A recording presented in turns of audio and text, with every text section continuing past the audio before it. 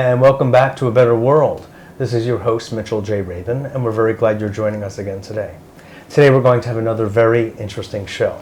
We have with us the author of this book, The Reconnection, Dr. Eric Pearl, who has been in the healing field for many years.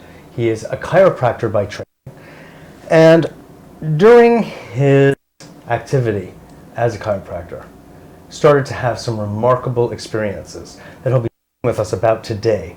And it has led to running a series of seminars across the world on the subject of the reconnection, a form of hands-off healing, actually, that is having profound effects on people across the globe. And we're very glad that he's with us today to discuss this work. It's making a difference in a tremendous number of people's lives, people who thought they would never heal some of the problems that they are and have been suffering from.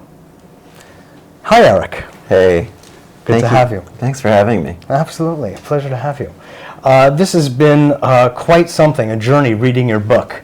I've read many books, I've had many people on the show, and I have just been amused, I have cackled, I have been awed by much of what I have read here and what your experience has been. Being basically a nice boy from New Jersey originally, and not really knowing what your life was going to consist of, looking forward to formulating what looks like one of the real cutting-edge healing technologies that people are availing themselves of, both as receivers as well as practitioners. How did all this happen? Well, I didn't exactly formulate it. I think it was formulated. It formulated me. It formulated and presented itself. I had been practicing chiropractic for about 12 years when this began. I went through a few unusual experiences. I ended what I thought would be a lifelong relationship. Simultaneously, I ended up letting a lot of people in my office go all at once because I was having some difficulties with employees and I could not pinpoint where it was coming from. One woman that I hired dragged me off to the beach one day. She told me I needed a rest, and while I was there she said, "You need to get your cards read." And the next thing I know, this woman on the beach is reading my cards and telling me I need some kind of work done that she does. And so I allowed her to do it. We made a couple of appointments. She had me go to her place. She placed me on a table, took my body and started tracing lines across my body with her fingertips, and I thought that this was about the silliest thing I'd ever experienced. I figured nothing happened from that. But Monday morning when I went into work after this event, my patients started telling me that they were aware of people, angels, beings, I don't know, different words they used, standing in the rooms with us and walking around the tables. And other patients were telling me they could feel my hands before I even touched them. So something weird had happened. I can tell you that as time went on, word got out about this, and I was trying for it not to, in a sense. I mean, people would say, what did you do? My patient, what happened was, all of a sudden, patients started coming back in saying that their cancer suddenly disappeared, and the drop foot that they had went away, and the cerebral palsy in their child, they were able to walk again when I worked with a kid, and different things. And they were asking me what I did, and I'd say nothing, and don't tell anyone. And that went over. Don't tell anybody I did nothing? No, I said, yeah, really, right. And soon people started coming in saying, well, I'll have what she had. And all I knew was that as I would bring my hands near somebody and hold them there, I'd feel sensation. Yes. And I would see their bodies go into different types of involuntary movements. And then I would stop at a certain point, and so many people were having healings. Not everyone, but a lot of them. And it had not happened up until that point. Just boom, one day it all began. So soon I started getting calls from hospitals and universities. Andrew Weil invited me out to speak with to the fellows there. And the next thing I know, we've got research programs internationally at different universities. For instance, what is happening on that level? Well, let's see. We have research studies now ongoing for a while at University of Arizona. Is that the Gary Schwartz? Yeah, that's the Gary Schwartz and Linda Russick. And that's at University of Arizona, perhaps? University of Arizona, based in Tucson. We did a few studies there. For instance, one study they did was they flew me out. Well, actually, it was interesting. Gary Schwartz met me when I was addressing the fellows at Andrew Weil's request. And Gary thought it might be interesting to do some research. So he introduced me to a couple of his research associates. And one of them asked if they could feel what this was that was coming through my hands. And I said, sure. So I let them feel it. I didn't think much of it. And the next day I got an email from him that he had blistered on his hand and the bottom of his foot. I found that I would tell my patients to close their eyes and relax for a while when they weren't looking. I'd hold my hands near places and they would start coming back reporting these healings. So one day I was doing it about a month or two into it, and my palm blistered. I mean, it was just covered with tiny, tiny, tiny little millimeter-sized blisters. God. So this happened. Had that ever happened to you before? No, I used to be relatively normal. I don't know where this was coming from, but it blistered, tiny little millimeter-sized blisters that lasted maybe 3 hours. They would disappear, and then it would happen on multiple occasions, and the doctors and the other people down the hallway would come down and say, oh, look, he's blistered again. And then what was the other point, I guess I'll say, is that I was holding my hands over a patient a little bit after that, and my palm bled. Now, I don't mean it bled like a stigmata. I just mean it bled as if you took a pin or a needle and stuck your palm. That little bit of blood that comes out is not really enough to go anywhere, but there it was, Yes. and the patients are standing around looking at it, and someone says it's an initiation. I'm going, into what? So, yeah, that was what happened. So that Good was question, why. So the researcher blistered. Yeah, good question. Yeah. So after the researcher blistered, they became very interested in doing this. And one of the early programs they did, they took a group of about, I don't know, I'm going to guess about 80-some people from the Tucson area locally, many of which practice healing techniques, Reiki, Jirei, Jinshin, Qigong, all the others. Many of which were not exposed to it, not predisposed to it, all different variations. Yes. They did measurements with them. They hooked them up to EEG and EKG, brain waves, heart waves. They measured, they did things with skin surface I don't even understand. They did gamma Skin radiation. resistance? Probably. Gamma radiation detectors to see the amount of gamma radiation in the room when they were, in a neutral situation, or when they were intending to see if they could mentally create something. They even took objects and put them on sensitive computer plates and spinning items hooked up to read really finely, and then they would place their hands on either side of the object at varying distances to see if they were able to influence this. So this was measured that way also. Beautiful. A few more things that I can't even think of. Random event generator, which was interesting because that measures the amount of randomness, or an amount of randomness, in an area, in a space. And then by intention, they were to bring organization into that place out of the randomness, which of course is healing. Of course. Disorganization into organization. Into coherence. Right. From incoherence. So they did all these measurements with these people. Many of whom thought they were the silliest tests they ever had, and other people just thought they were wonderful because we had the whole spectrum there. Then they flew me out to Tucson, and I interacted with them, allowing them to feel this in their hands, teaching them how to recognize it, learn to work with it, for a couple of days, and I left. Then they remeasured. They were able to greatly influence objects. I mean, statistically significantly improved ability to influence objects from a distance. They were able to bring a statistically significant higher level of organization into the space. They found that if I would work with someone from a distance of, say, they set the measurement up to be, I'm going to say about 5 or 6 feet distance. It'll go further, but that if I held my hand near a person at about a 6-foot distance, my heart wave would register and demonstrate itself in their brainwave printout. Not only that, but later studies, when I came out and taught people how to work, then those people who learned how to work with it, their heart waves would appear in the person's brainwaves they worked with. So we found that this was being transmitted to other people to be able to work with it. And as the person facilitating the healings would connect, their heart would show in connection. Not necessarily because of an emotional connection, but that larger part of, I would assume that larger part of heart, that larger part of love that Sure. that you experience, that which makes up the universe. Sure. Some kind of perhaps a primordial or universal heartbeat that we're all somehow connected to. It's interesting that it was your heart wave that showed up in their brainwave and not their heart wave. So I get the impression, I mean, if I can feel free to interpret for a moment. Why not? No one knows what it really is anyway. Nobody really knows. Yeah. Exactly. Let's explore it.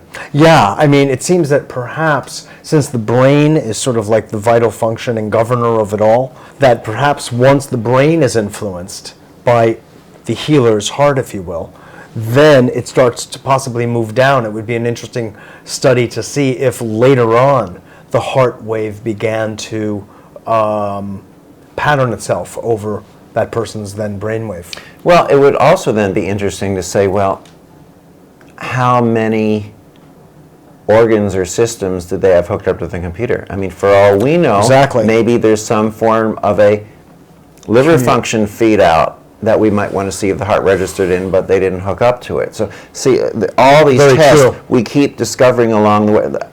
It's interesting because the common sense thing towards discovery in science is first to recognize that we don't know something so we can explore.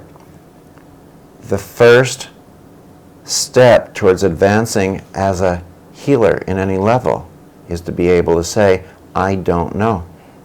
Because if you can say that, you can say, well, I don't know, it seems as if it could be this, and this makes sense, and I could step back and understand it in this fashion.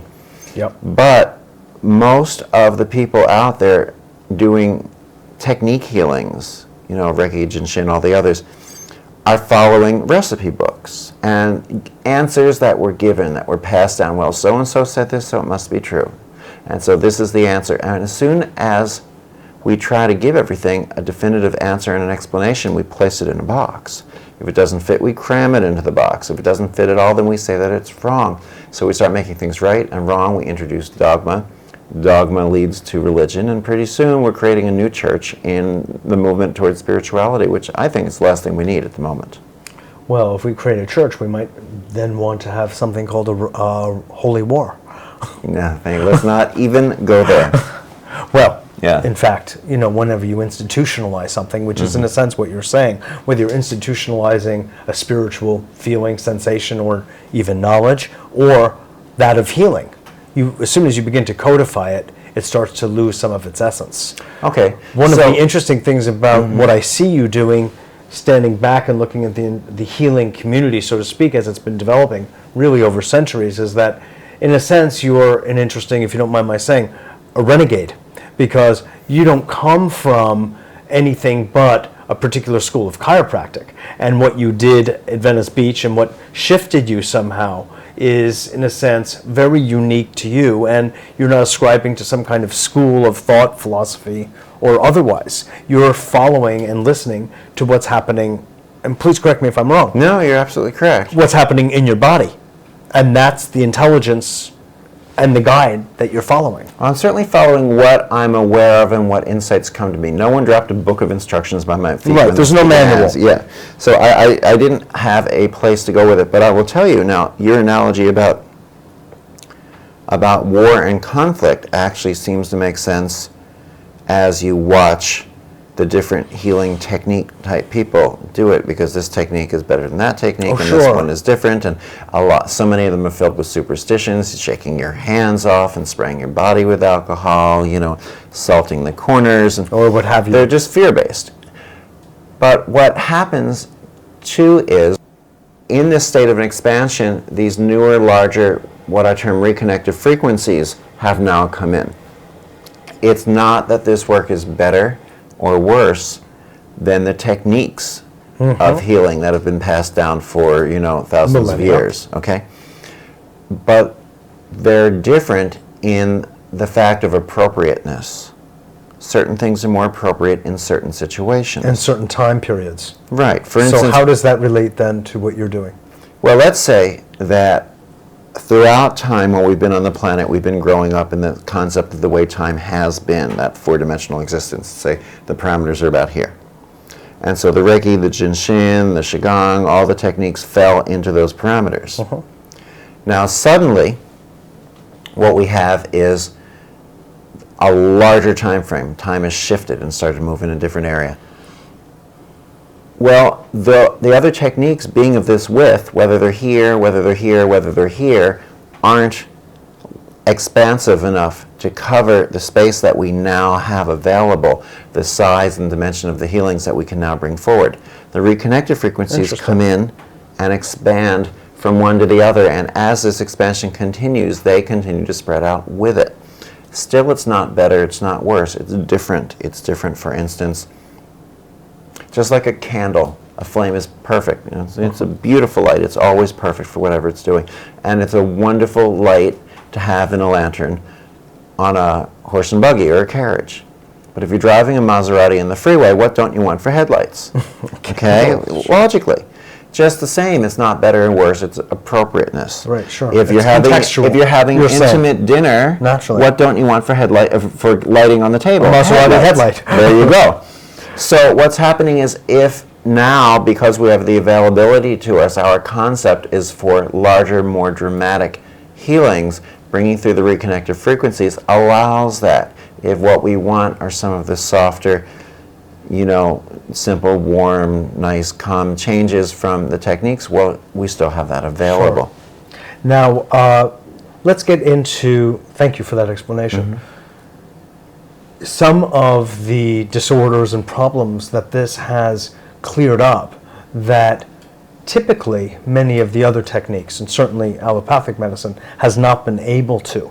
That provides a very interesting area, especially now that people's diseases are becoming increasingly complex. What with the number of contaminants, pollutants, etc., in our lives, things are getting much different, and they're not even labeled these days.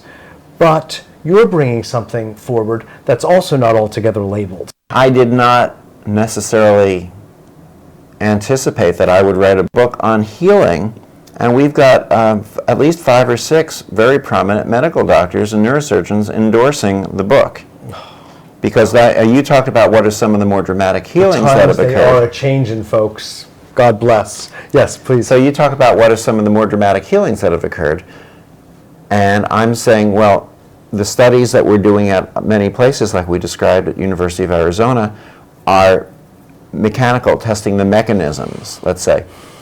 Jackson Memorial Hospital, University of Miami, is when we're doing clinical studies because of some of the healings they've seen with cerebral palsy children, with Crohn's disease, varying changes in cancers. I worked at the, I can't even think of what you call, they have a unit there specifically for paralysis, quadriplegics, and paraplegics. Oh, my. So I worked with some celebrity quadriplegics there. And they started documenting the changes. But what's more fascinating than that is, this is not my gift. This is a gift that I can give to others. And you can do it once you find it and recognize it as well, if not better, than I can. The people who have attended the seminars who are now performing the healings on their own, just telling me about them. So I'm calling them all together because that, to me, is going to be part of my next book. We don't need to hear about the healing stories that happened with me. Let's find out what happened with other people, because to me that brings home the reality of the mastery, that it's something that we all can do, because we're moving into a time frame. Totally. There's no concept, there's no reason to have a guru somewhere when we can all move to a new level. This is not about healing the way we think of healing as getting up out of a wheelchair or regaining your vision. Yes, these things happen. This is the package that it came delivered in. It's like the scent that calls you, that attracts you. But there's something larger going on with this. I feel, and although I said I would never say it out loud, and I did, and I'd never put it in print, and I did, and here I am talking about it again, that this is about a restructuring of our DNA. Those are the strands. Different than the strings, which we won't even touch today, but those are the strands. It's a restructuring of our DNA. It showed up originally to meet our consciousness in the form of healings, intermittently reinforced healings. So many people would have healings that everyone started to come from all around the world to my little office, and then soon to learn how to do it. And so many people are geared on saying, I can help people have a healing. I can do this. Watch what happens. See, you've regained your sight. See, you can move your legs again.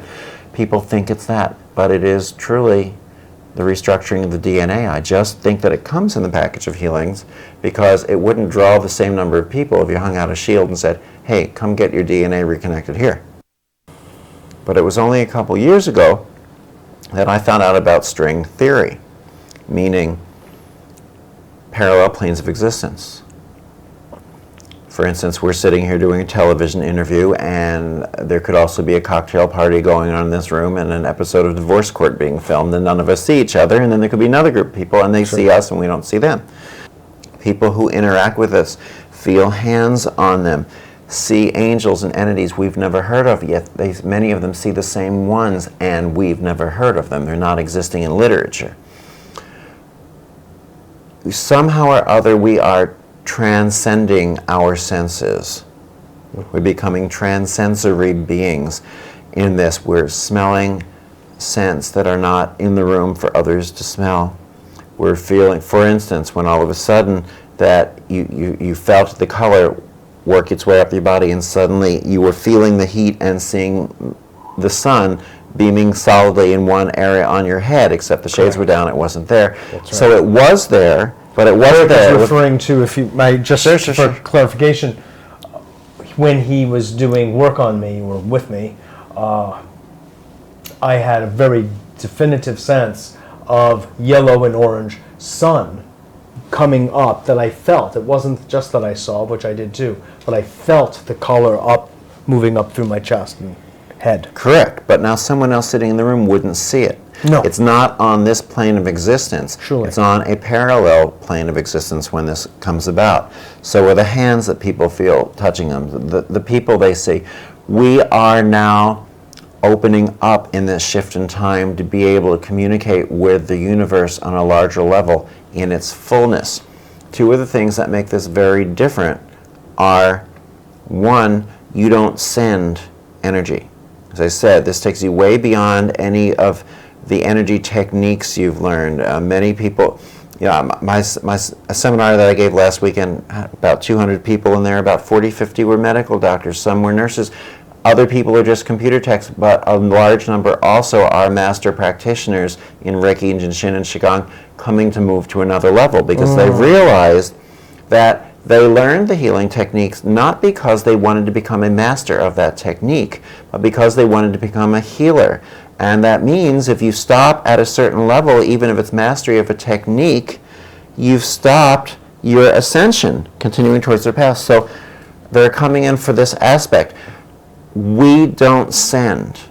What happens is you go into a state of receiving. I feel what's happening. Feeling is listening with a different sense. And in receiving, I am transformed and you are transformed. I don't send this, I become this, and this becomes me. You become this becomes you. And that's where the healing change happens. In Kabbalah, the root word of Kabbalah is the kabel, to receive, which I did not realize until much later. Then I found out another meaning for that root word is parallel, the parallel planes of existence, the string theory. Very interesting. Pretty weird, isn't it? So those communications that were made to you in your office from the work you were doing with your patients, almost all of whom have never done anything called channeling. No. The first person said that he had. Right. None of the others had, and none of them knew each other, and none of them knew to anticipate it. Right. Yeah. So they were caught, blind, and spoke, and everyone said the same thing, and there were two things that you thought were the same, strand and string, Strings and they're strand. not. They're No. string. So to come back, Eric, what then is the implication of the work of reconnecting the strings? bringing us into our fullness as members of the universe. We are now coming out of having to live in the 3/4 dimensional illusion of time and space, and rejoining where we go, for instance, where we hear of when people have life after death experiences, and they're up and suddenly everything is one. It's that unity. It's the power of one, the power of three, the power of one. And we are now stepping forward in that direction where we can be in this experience and expand to that in our human evolution, where we can the reason that I think that people who come to see me or come to see others who are practicing this start to see other beings and feel them and have all the different experiences they have is because it's encouragement.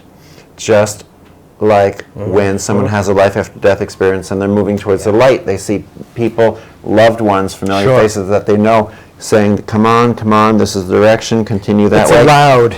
We're given permission in a sense. Right. They can't bring us through, the beings around here, can't bring us into accepting and seeing and occupying the next dimensions. But they can certainly be there to say, you got it, you're moving in the right direction. Right. Come on, we're here for you. Well, thank you. Thank you so much for having me on the program. Absolutely. It's been a pleasure to have you. I think you're doing marvelous work, and I want to really help you get it out there and let people know about it. Thanks so much. God bless you. Absolutely. This is Mitchell J. Rabin for A Better World. God, I hope you enjoyed that as much as I did. It's really profound work. I'm very glad to have met Eric and bring him to all of you out there. And certainly you should see about picking up this book and reading it and getting reconnected yourself.